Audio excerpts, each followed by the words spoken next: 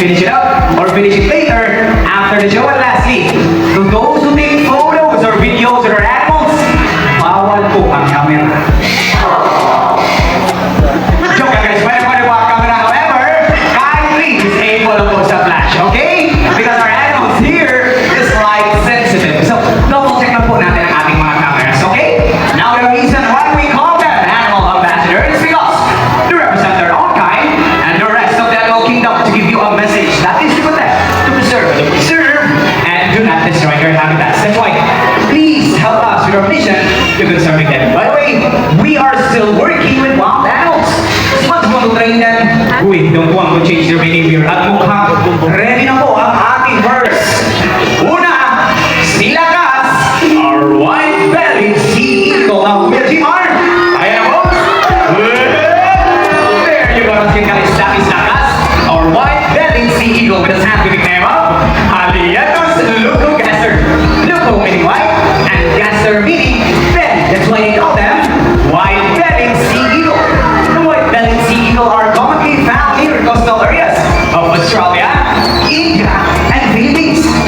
The white-bellied sea eagle are the second largest eagle here in the Philippines. Their wingspan can reach up to 2.2 meters or 7.2 feet. Sugat yan kalaban ang kanyang mga pakpak, lalo na pag nasa adult size na sila kas folks. Alright now, ang ating second raptor. Tatawagin na natin ang cute na si Jack Jack, our Brahmini cat. Alright, saan nga ba si Jack Jack? Hanapin natin folks. Now we ready, tawagin na natin si Jack Jack at Jack Jack. Lipat na boy! There we go, once again folks. That is Jack Jack, our Brahmini cat, or also known as the Manu. Brahmini cat is a bird of prey or raptor. Raptor came from Latin word rapir, meaning to seize or to drag away. As you notice po, mga kuya natin are wearing a protective gloves because all raptors have sharp and powerful talons. The raptors guys practice kleptoparasitism.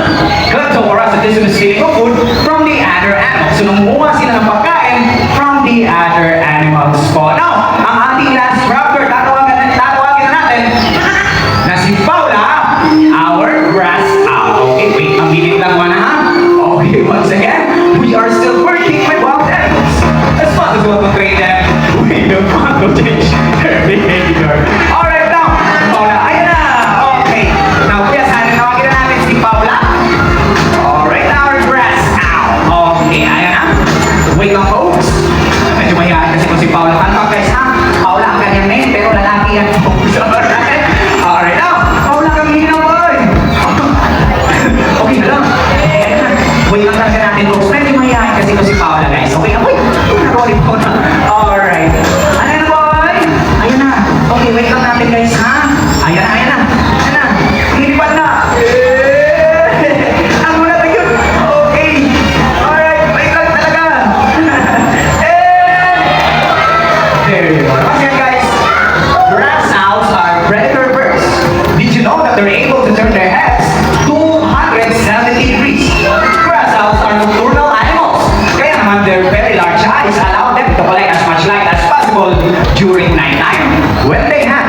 Fun fact about these animals, they are the quietest birds when at flight.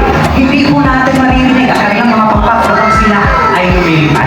Okay, now guys, in the Philippines, we have 51 species of raptors. But here in Davao Aquarium Zoo, we have 4 species of raptors. Namely, the Brahmini kite, the white-bellied sea eagle, the Philippine serpent eagle, and the grass owl. And that's all para sa ating mga raptors, folks. Palakpakan po natin sila. Ayan, uwi na sila. Thank you so much, mga kuya. Michael, nagbalik pa tayo sa ating mga kiddos. Mga kiddos, mga ates, mga kuyas, lapitan natin si Kuya Michael. Bigyan kayo ng seeds. Siyempre, saan ibibigay yung seeds? Kay Kuya Michael, kay Barak. Okay. Alright. Okay, dahan-dahan sa pagbibigay ng seeds, ha? Okay, ayan na. Be gentle mga kiddos, ha? Don't you worry. Don't be scared. Wala pong bite you naman, no? Okay? Ayun, sige, dahan-dahan sa pagbibigay ng seeds, okay? Baka si Kuya Michael ang kakain sa seeds, folks. Di ba naman kapag-bigyan si Kuya Michael ngayong hapon, guys? Diba, Kuya Michael? Oh. Sana all. Okay, wait lang natin si Kuya Michael. Okay na ba, Kuya Michael? Naman, sige, folks. This is for our blue and gold na with a scientific name of Arauna, meaning genius. Why are they called geniuses? Because they have the mental capacity of a 4-year-old child. So, magkasing talino, ang apat na taong gulang na. Baka, at type of para ang may tinatawag na zygodacal feet. What is zygodacal feet nga ba? Papakita yan marang using a Filipino footwear called Kadang-kadang. Alright naman ang suot. Baklayan natin sa zygodacal feet at our coach. Two in the front, two in the back, allowing that to grab item. So, marcha ni Boy. O, nandaan na medyo matulas yung break. Wait lang coach ha. Alright, step ulit. O, marcha. Right, left, right. Nandaan na Boy. And Papa. Good boy. Parang andahin dyan Boy. May high five ka kay Kuya Michael. High five. One more. One more Kuya. Oh, Richard, napakasulit ito yung parang guys. Wait. Ano parang? Kiss to Kuya Michael. May kiss. Bigyan kiss to Kuya Michael. Kiss. Okay, ako yung passing. Okay, wait ako. Kiss to Kuya Michael. Okay, one more pa daw. Isa pa ba? Isa pa? Okay, isa pa daw. Now, Kuya Michael. Ano parang? Kiss to Kuya Michael. Kiss. Kiss. Alright, at syempre guys. Hindi yun mapapahuli yung host. Kuya Michael, kiss na ako Kuya Michael. Joke lang, boss. Nakasakti lang yan. Kasi parang kayo isang echo warrior league. Who here segregates their trash? Sino dito ang nag-segregate ng kanilang mga basura? Anyone? Nag-segregate, we have mom. Sino pa? Si ate, si mom.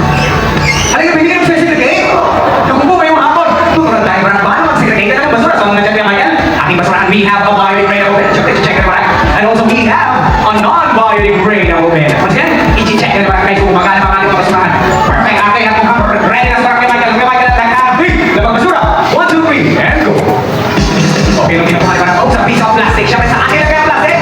To the non-biodegradable bin. Good boy. Not this time. Ito, plastic naman. Siyempre sa akin na kaya plastic.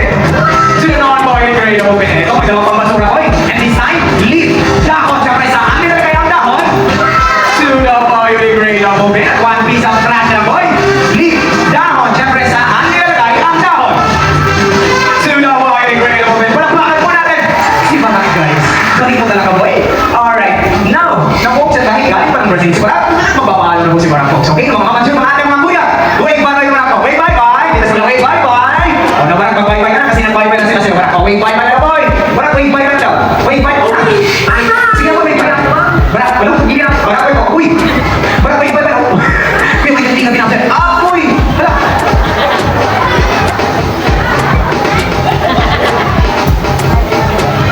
Check. Alright, okay na. Nabarang tayo daw. Okay, okay, wag na lang natin pilitin si parang Kuya Michael. Gusto pa kasi na yung parang mag-say Kuya Michael. Siyempre parang i-highlight natin yung ibang kasamahan ko. Naman siya folks. That is para our blue and gold na kawin. Kuya Michael. Parang takot natin. Sila sa dalawin. Thank you so much.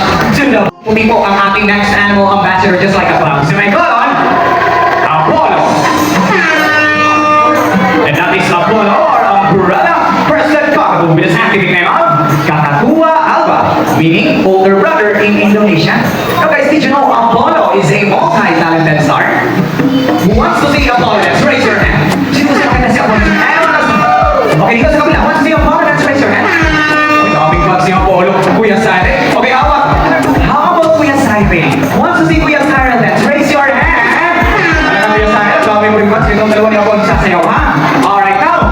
Kuya Dexter. Hit it. That is the moonwalk and famous by Michael Jackson. So, atras si Boy. Pakita ko sa kanila kung gano'n magaling mag-moonwalk and para lang Apollo, mahulog na sa table. Alright, naman this time, let's see his acting skills. Magaling itong umartist si Apollo. Folks, magaling itong artista. Now, Apollo, what do we do if we see a predator? May agi naman my predator. And there you go. Grabe na pagkakramatic ko talaga. Apollo, that is their natural reaction ko. Lumig na, ginawa, tubuhong ng predator sa mga kasang matayan sila po. Okay, one more, by the way. Now, Apollo, may agila sa itaas mo. Anong gagawin? Ayun ang folks. Grabe na Apollo, napaka-dramatic ko talaga, boy. Alright, now, Kuya Sai, pwede ko interview si Apollo. Kuya Sai, Apollo, interview kita, pwede ba? Isa na, okay, pwede daw. So, dito tayo sa center, Apollo, ha? Alright, now, Apollo, sumagot ka na maayos, boy, ha? Okay, Apollo, look at Kuya Sai. Is he good looking? Is he handsome? Okay ba si Kuya Sai ng Apollo? Okay, syempre guys, okay naman talaga si Kuya Sai, no? Okay, how about me daw, Kuya Apollo? Look at me, boy, am I good looking? Okay ba ako, Apollo? Apollo, okay ba ako? Talaga ako, napakabayas mo talaga. Pinagkatawa ng tulitan ng ating mga bisita. Okay, syempre, papawi. How about dito tayo sa ating mga guys? Okay, Apollo, dito tayo sa ating mga guests. Ha, papawi ako? Okay, how about, eto si Ma'am daw na nagkare. Now, Apollo, look at Ma'am, look at her. Is she beautiful? Maganda ba si Ma'am? Ay, maganda ba? Sana all mo? Maganda ka daw, sabi ni Apollo. Syempre, maganda naman talaga si Ma'am. Okay, how about ito si Sir na ako, na naka-white, okay? Look at Sir Apollo. Okay ba si Sir? Okay, okay. Perfect. Bakit sila talaga? Okay. How about ito si Sir